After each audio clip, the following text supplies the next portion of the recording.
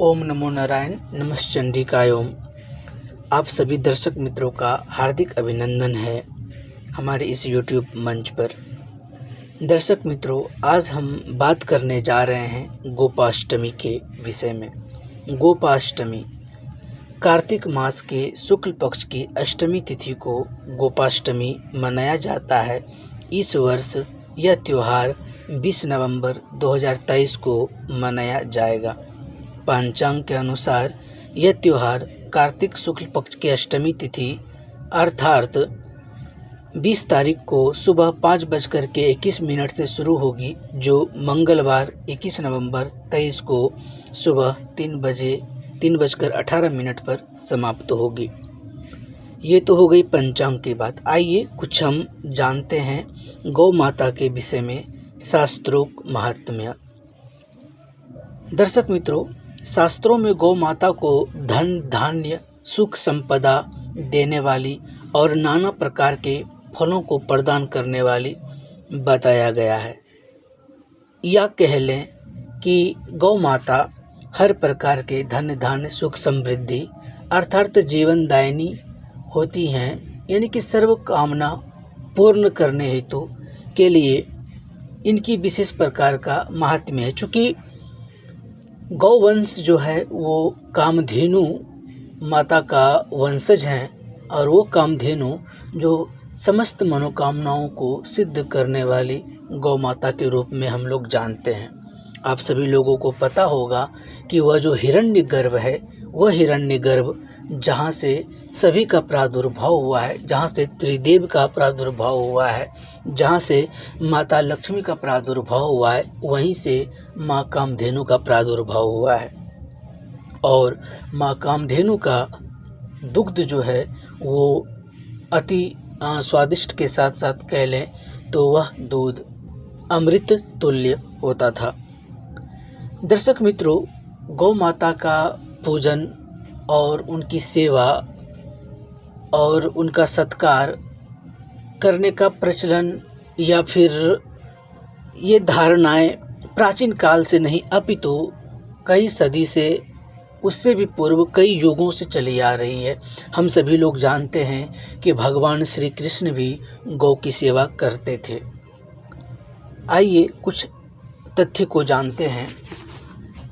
जो व्यक्ति अपने अंतःकरण से गौ माता की सेवा करता है तो उसे इस जन्म में नाना प्रकार के फलों की प्राप्ति होती है और मृत्युपरांत उन्हें वैकुंठ धाम की प्राप्ति होती है। वेदों में गौ माता को कामधेनु का प्रतीक माना गया है। ऐसा माना जाता है कि ऋषि मुनि ने भी शास्त्रों में लिखा है कि गौ माता की पूजा में जो चढ़ावा चढ़ाया जाता है वह हमारे पितरों को मिलता है। तो आप इन शब्दों से समझ सकते हैं कि यदि आप गौ माता की सेवा करते हैं तो आपके पितृ के निमित्त भी भोग जाएगा। और अगर आप पितृ से पीड़ित हैं, अगर आपके पितृ अशांत हैं, यदि आपकी कुंडली में पितृ दोष है या पितृ ऋण से आप पीड़ित हैं तो आपको उनका आशीष भी प्राप्त होता है। साथ ही साथ एक विशेष बात आज हम आपको बताने जा रहे हैं। गोपाष्टमी का त्यौहार तो हर एक कार्तिक मास के शुक्ल पक्ष की अष्टमी तिथि को मनाएंगे, जो कि साल में एक बार आएगा। किंतु यदि हम हर एक शुक्ल पक्ष की एकम तिथि अर्थात प्रतिपदा तिथि को गौ माता की सेवा पूजा अर्चना करते हैं तो हमें अपने जीवन से हर प्रकार का कष्ट, हर प्रकार का संकट या कह लीजिए अप्रत्याशित संकट से हमें मुक्ति मिलती है। दोस्तों, जो इस दिन जो युगल प्रेमी या जो पति पत्नी या जो जोड़े गौ माता की सेवा करेंगे, पूजन करेंगे, उन्हें उस दिन कुछ भोग मिष्टान चढ़ाएंगे और उन्हें जो वस्त्र अर्पित करेंगे तो उनका तो जीवन का कष्ट तो जाएगा ही जाएगा। उनकी समस्त ग्रह गोचर शांत होंगे ही होंगे, हर पुण्य की प्राप्ति तो होगी ही होगी। साथ ही साथ उन्हें एक ऐसा सुरक्षा कवच मिलेगा जो उनके जीवन में किसी भी प्रकार का अप्रत्याशित संकट, किसी भी प्रकार का अमंगल उनके जीवन में नहीं होगा। मान्यता है कि जो वस्त्र चढ़ाया जाता है उस वस्त्र को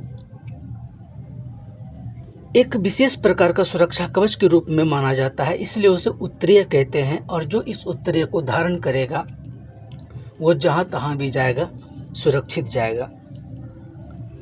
दोस्तों, गौ माता की सेवा एवं पूजन आदि करने से जीवन के हर कष्ट दूर क्यों होते हैं, आइए इस पर थोड़ा प्रकाश डालते हैं। दर्शक मित्रों, एक बार की बात है जब एक असुर तीनों लोक में हाहाकार मचा दिया था, तो उस समय सभी देवी देवता गौ माता अर्थात माँ कामधेनु के अंदर शरण लिया था। इसलिए गौ माता को पवित्र माना जाता है और साथ ही साथ 84 लाख योनियों में मनुष्यों की योनि से पूर्व की जो योनि है वो गौ की योनि है। दूसरी चीज़ क्या है कि जब सभी देवी देवता गौ में शरण लिए थे, इसका तात्पर्य यह हुआ कि नवग्रह भी गौ माता में शरण लिए हैं। अर्थात यदि आप गौ माता की सेवा करते हैं, उनका पूजन अर्चन करते हैं, तो कहीं ना कहीं आपके जीवन के हर प्रकार का ग्रह दोष से भी आपको मुक्ति मिलती है। इसलिए गौ माता की सेवा, गौ माता की पूजन, एटलीस्ट उन्हें चारा तो ज़रूर खिलानी चाहिए। दूसरा मूल बातें क्या हैं कि यदि हम गौ माता को जो भी कुछ खिलाएं, जो भी उन्हें भोग अर्पण करें, वो हम अपने हथेली पर रख कर के करें। यानी कि गौ माता का जो जीव है वो हमारी हथेली पर पड़नी चाहिए। इससे क्या होगा, अगर आपकी हथेली को छुएगा गौ माता का जीव, तो इससे आपके ग्रह दशा में भी परिवर्तन आएगा और कहीं ना कहीं आप अपने भाग्य की ओर अग्रसर होंगे, आप अपने गंतव्य की ओर अग्रसर होंगे। दूसरी बात है, गौ माता से हम लोगों की रोगों की भी मुक्ति हो सकती है यदि एक प्रयोग हम लोग करें तो वो प्रयोग क्या है, तो गौ माता की सेवा तो हालांकि प्रतिदिन करनी चाहिए। अगर आप प्रतिदिन नहीं कर सकते तो कम से कम साप्ताहिक या मंथली बांध लें, जाएं उनको चारा खिलाएं। चारा तो आप हाथ से खिलाएंगे ही खिलाएंगे, लेकिन कुछ ऐसी सामग्री वो आप अपनी हथेली से खिलाएं। दूसरी बात कि उनके जो गौ माता के जो कुबड़ हैं, जो उनके पीठ की हिस्सा, जो बाहरी हिस्सा है, उन्हें ज़रूर सहलाएं, उन्हें ज़रूर स्पर्श करें और कोशिश करें कि कुछ मिनट तक उन्हें स्पर्श करे रहें, उन्हें सहलाएं, उन्हें पुचकारें। इसका क्या परिणाम मिलेगा आपको? इसका परिणाम आपको मिरेकल मिलेगा, इसका परिणाम आपको जादुई मिलेगा। क्योंकि गौ माता का जो कुबड़ है वहाँ पर सूर्य और केतु नाड़ी होती है। सूर्य जो समस्त रोगों का उपचार करने में सक्षम, सर्व औषधि के दाता, हर प्रकार की चीज़ों को, हर प्रकार के रोगों को हील करने की ताकत भगवान सूर्य में होती है, आदित्य नारायण में होती है। और दूसरी ओर केतु, तो केतु एक और तो हमारे जीवन में स्पिरिचुअलिटी का कारक होता है, तो वहीं दूसरी ओर यही केतु समस्त रोगों, समस्त कष्टों का भी कारण होता है। यही केतु हमें क्रॉनिक डिजीज से भी ग्रस लेते हैं। तो यदि आप उनके कुबड़ को सहलाते हैं, उन्हें पुचकारते हैं, उनकी सेवा करते हैं, तो कहीं ना कहीं सूर्य और केतु प्रसन्न होंगे, उनका शुभ फल आपको प्राप्त होगा। और इसका परिणाम स्वरूप यदि आपका कोई भी क्रॉनिक डिजीज चला आ रहा है तो कहीं ना कहीं वो ख़त्म पूरी तरीके से हो जाएगा। ये बात तो मैं नहीं कहूँगा, लेकिन हाँ इतना ज़रूर कहूँगा कि यदि आप ऐसा करते हैं, नियमित करते हैं, तो कहीं ना कहीं जो डिजीज़ बढ़ती चली जा रही है उसमें रोक अवश्य लग जाएगी, उसमें पूर्ण विराम अवश्य लग जाएगा। एक बार आजमा करके देखिए। अगर आप गौ की सेवा अगर नियमित रूप से करने शुरू कर दिए तो ये तो गारंटी है कि आप समस्त दुखों से, समस्त कष्टों से आपको मुक्ति मिल जाएगी।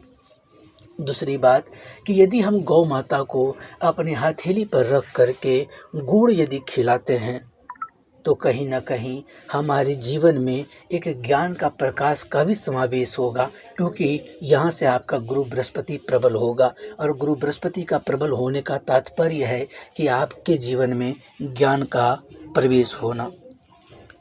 दूसरी बात कि आप लोग जानते हैं कि गौ माता से प्राप्त हुए पंचगव्य, वो पंचगव्य जो समस्त प्रकार के मांगलिक कार्यों में उपयोग होते हैं, उन्हीं पंचगव्यों में दुग्ध, घी, दही, आदि जो है ये पंचामृत में भी प्रयोग होते हैं। तो जब हम गौ प्रोडक्ट जो है यानी कि गौ पंचगव्य जो है या गौ प्रोडक्ट कह लीजिए या गौ से प्राप्त होने वाली सामग्री कहिए, जब इनका उपयोग आप देवी देवताओं को चढ़ावा चढ़ाने के लिए करते हैं तो इतना तो ज़रूर होनी चाहिए कि हमें गौ माता की भी सेवा अवश्य करनी चाहिए।